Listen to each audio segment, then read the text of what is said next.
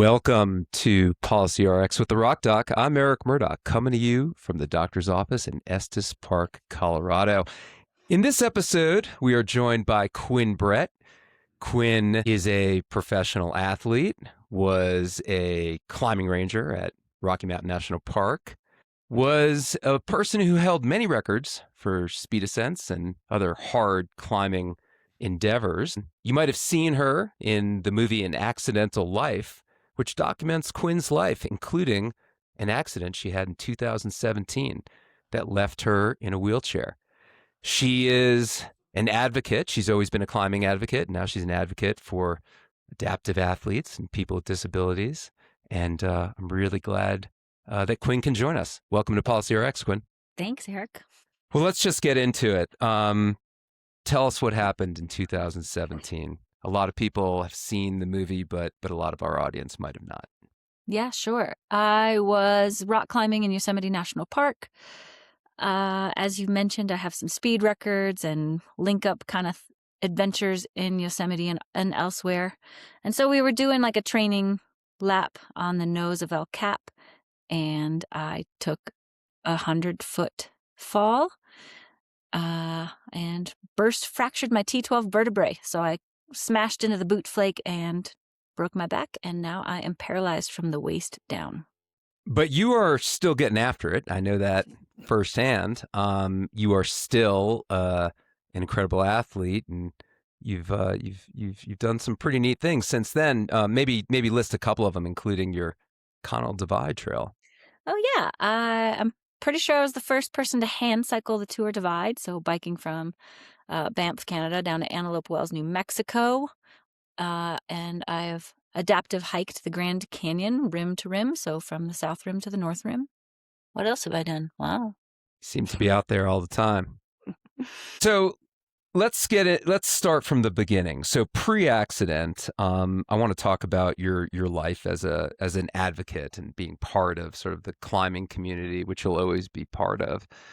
But you first visited Washington, D.C. in 2016 with a cohort of professional climbers that were sort of all introduced to climbing advocacy at the same time. I think, Access Fund decided maybe a decade ago that we wanted to really introduce a lot of people, specifically professional climbers, to advocacy.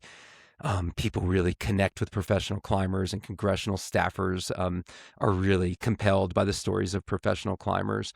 And so we started introducing loads of professional athletes like Alex Honnold, Sasha DeJulian, Tommy Caldwell, Lynn Hill, and many others, and Kai Leitner, and yourself.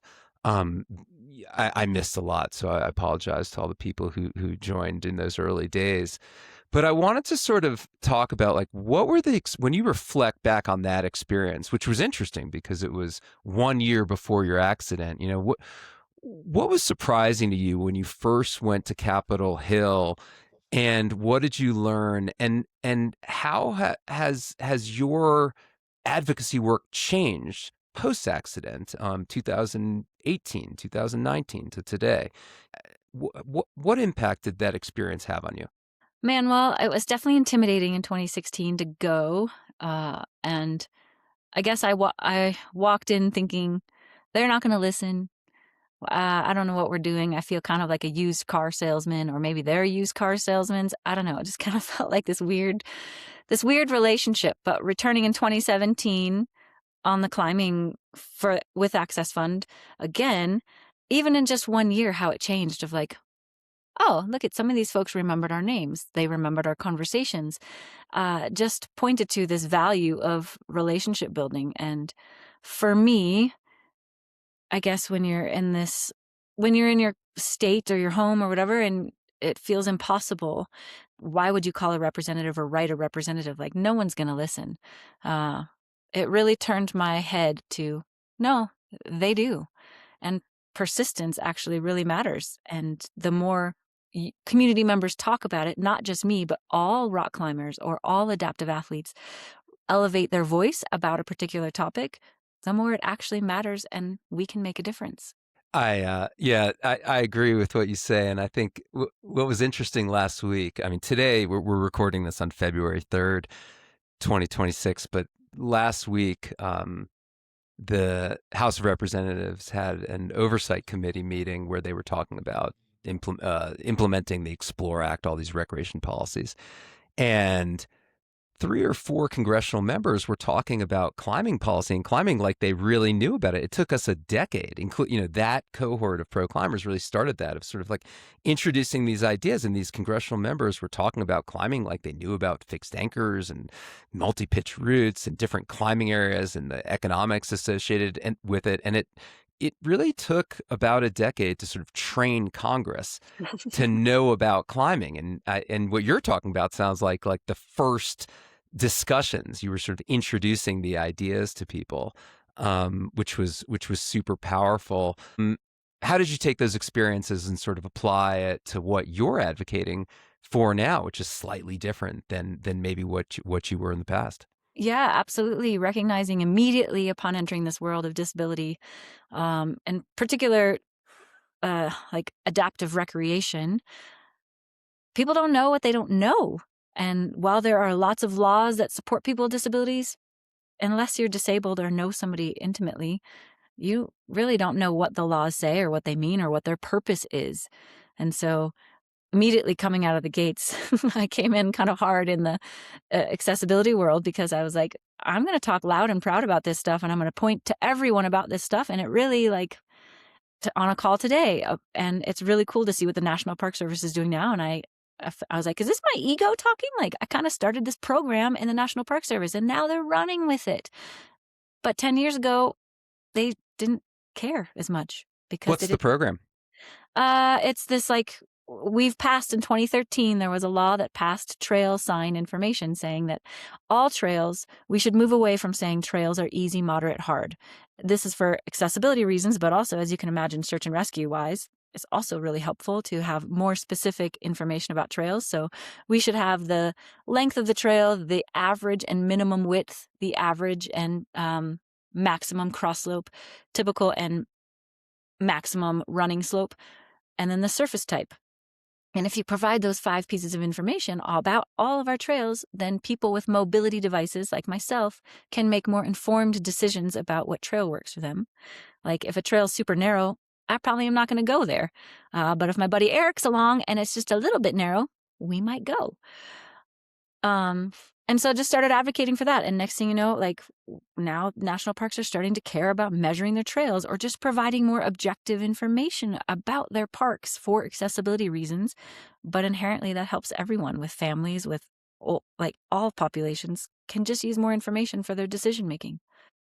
It reminds me of a story. It's not about trails, but about being with you on Capitol Hill and having to move across from the one side of Capitol Hill to the other. And it's not as easy as people might think in a wheelchair. And we had to go down an escalator. Oh, you're going up it with Alex.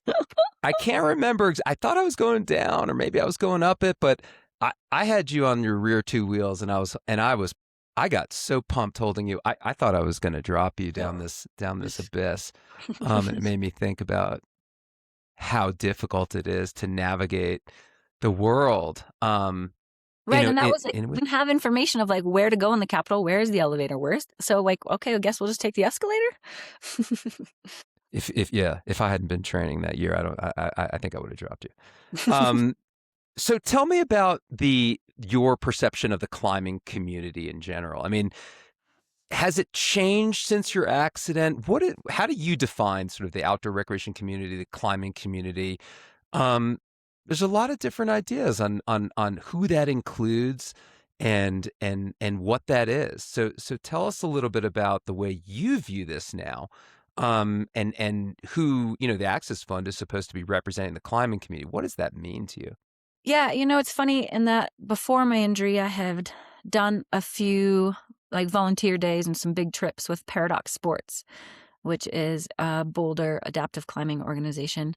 And so I was well aware of people with disabilities and how they recreate. But I guess for me, what's changed is that maybe how we see people with disabilities is that they do their recreation over there with the adaptive sports organization, and we do our stuff over here, able-bodied.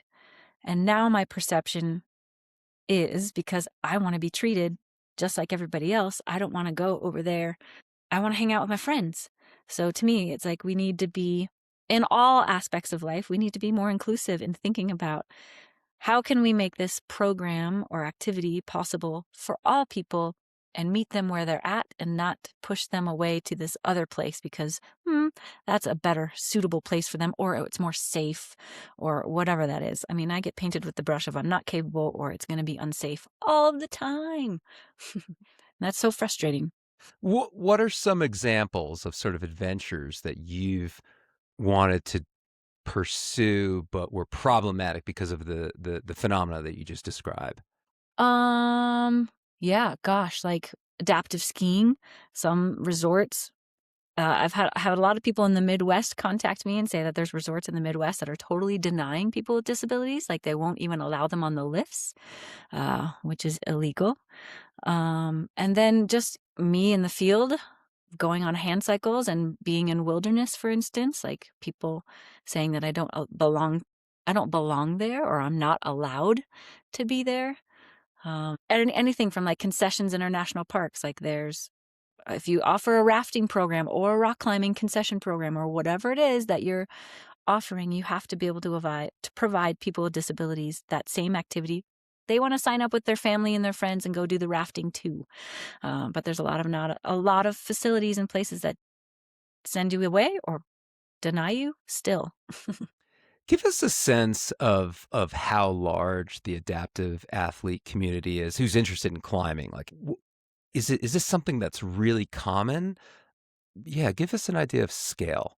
That's a good question. I don't know about exact numbers, but I do know that like we have paraclimbing is in the Yeah. Olympics, and that's huge now. I mean, that's all over. It's definitely not unknown of or unheard of. Like, and as technology increases, and I think social media has been a really positive force in this way of seeing, oh, I'm paralyzed and there's people in the rock climbing gym doing pull-ups and crushing it and they're going to the Olympics. Like, that's blossomed sports just by having that information or seeing others do rad stuff. It's blossomed the sport. And yeah, and technology, as it increases, like now I can adaptive hike the Grand Canyon, which I was never able to do before 10 years ago because this equipment didn't exist. So while it still might be small, it's definitely growing. And one of the problems with that is like, there's this lovely quote of, if you don't see us, that means there's nothing to fix. But if you don't fix anything, then you're never going to see us. And so that's part of the problem is like, you guys, if able-bodied folks don't ever see us out, then they don't ever assume that we want to be there. But we should change that perspective of, we're not seeing this population. How come? Yeah, and I think that, one of the things that's important about climbing to the world is that climbers come back and tell these inspirational stories. People love hearing, from Tommy and Alex about about what they're up to, and they inspire people in different ways who aren't climbers. And I think that that's why it's important for people to see adaptive athletes, because they have incredible stories to tell to inspire people. I mean, just you personally, you know, my daughter once went out with you recently and decided not to complain that her feet hurt because she saw what you're what you're up to, and it was just a microcosm of sort of like that idea that you have an important, inspiring story to tell, that might make people better, or might make the world better, might make people you know realize different things or have different perspectives. Mm-hmm. Yep. So, what are some of the specific policy issues that need to be resolved? Like, clearly, nobody contemplated 50 years ago that you were going to be ripping around on a hand cycle and navigating really technical trails, and getting up steep things and navigating difficult terrain. First, please describe to the audience, like, what is your gear? What's your setup? How do Hmm. you get to the crag, the trailhead, in your van? You got, and what do you do? What's your setup look like? And then what are the policy obstacles that you're up against with the best current gear that you have to navigate this technical terrain? That's a great question. Yep. So I arrive in my van and my manual wheelchair. So that's like 22 inches wide. It's got skinny road bike like tires that are 25-inch rims or something, and like tread that I akin my everyday wheelchair to my flip flops. It's got these caster wheels in the front that are 4 inches, and anytime they catch on any little piece of gravel in a dirt parking lot, it is impossible to move. I could trip. My tripping means I eject forward out of my wheelchair. So not the most suitable thing for any kind of off pavement adventure. So in my van, I also always have one of my hand cycles. The most common one that I use is called a reactive adaptations bomber. Because of my paralysis, I have core function, so I can sit in kind of a kneeling position. My chest is sitting on a seat, and my hands are then out in front of me on handlebars. Also, below that little seat, I can rest my chest on the seat, but below that, there are crank arms, like hand pedals, and they're opposing. And then this wheelchair is my off-road wheelchair, I call it. It's got 3 wheels, 2 in the front, 1 in the back, 27.5-inch tires, mountain bike tread, and it has a throttle and e-assist. So as I'm pedaling, I get a little e-assist with my arms. And when I'm in super technical terrain, like on the Grand Canyon, I was mostly on the handlebars using the throttle because I'm like going up steps or I'm balancing left and right, like putting one hand on the wheel to push and like rock crawl, which is kind of fun. I do kind of like rock climbing moves and pull through some stuff. But yeah, the challenges with those is that a lot of land managers or just everyday folks see that piece of equipment, especially when I'm in the wilderness, because there's the Wilderness Act says no wheels or mechanized devices, but folks don't see or don't take an extra second to look that I'm pedaling with my arms, or they don't take a moment to ask, "Hey, lovely lady, what is that you're using? That's a curious piece of equipment." For me to tell them, well, in fact, I'm paralyzed and this is the way I hike. My legs don't work. And there's a definition of wheelchairs in wilderness that most people don't know about, because we have to, just like I was mentioning, we can't deny people from programs or activities. That's in accessibility law. Wilderness is an activity that people participate in, and we can't deny people with disabilities from participating and going into wilderness. Yeah, the Wilderness Act is such an incredible law, but we also have to always remember that the folks that drafted the law could not contemplate what you're up to today. Oh, yeah. And knowing some things about those people who the founders of the Wilderness Act, they would have probably really appreciated what you were doing. And I think sort of like figuring out ways to make sure that land managers understand that what you're doing is appropriate and necessary it seems simple, but it doesn't appear to be simple in practice. Well, and we weren't even thought about, like, the Wilderness Act was established when, 68? 64. 64. Yeah, because the Architectural Barriers Act was 68. So the first accessibility law was 68. Then we had another one, the Program and Activities one was 73. But we didn't get a definition for wheelchairs in wilderness until the ADA in 1990. Isn't that wild? Like, that's the first time they're like, oh yeah, maybe people with disabilities also want to go into wilderness. But wheelchairs are allowed in wilderness. But if and correct me if I'm wrong, the definition of wheelchair is something that's appropriate for indoor use. So does your rig qualify? It does, but that's why it's subjective. And my work in the National Park Service was always saying, well, so that definition, there's a wilderness definition for wheelchairs, and then there's a regular old not in wilderness definition, and they're very similar. They say, both of them say manually powered or battery powered. And the non-wilderness one says suitable indoors and or outdoors for locomotion.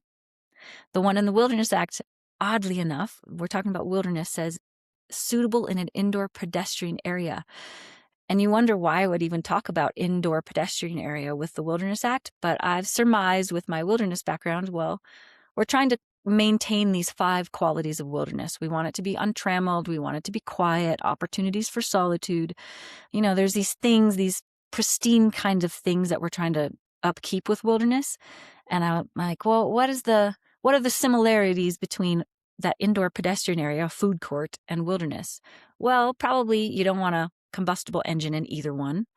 Probably we shouldn't have something super loud decibel level in either one. Probably since we're not supposed to trammel the earth, we probably shouldn't have like our crampons in the food court, although they're okay outside in certain instances. And so I think that was the general ethos of why they said indoor pedestrian area, was like, hey, well, we're trying to keep up the qualities of wilderness over here. But that was where the conundrum lies, because land managers just see, well, that thing doesn't look like it's made for indoors. Well, of course not. Like, your hiking boots weren't made for indoors, but they can be used indoors. Like, yeah.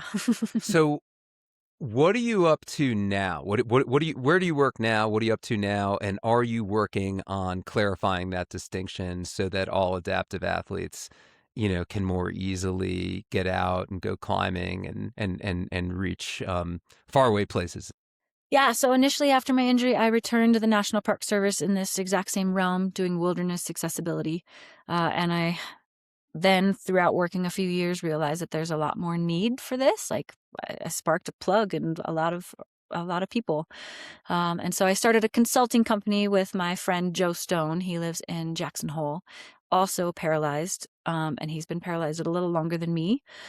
But we started a consulting company, and we work for the BLM, National Park Service, Fish and Wildlife, state of New Jersey, state of Colorado, whoever we contract out to do this educational work of showing these devices. Because a lot of it is just misconception. Like, they're like, well, those are heavy. I'm like, well, the bike's 100 pounds. Horses are allowed in wilderness. Those are 2,000 pounds.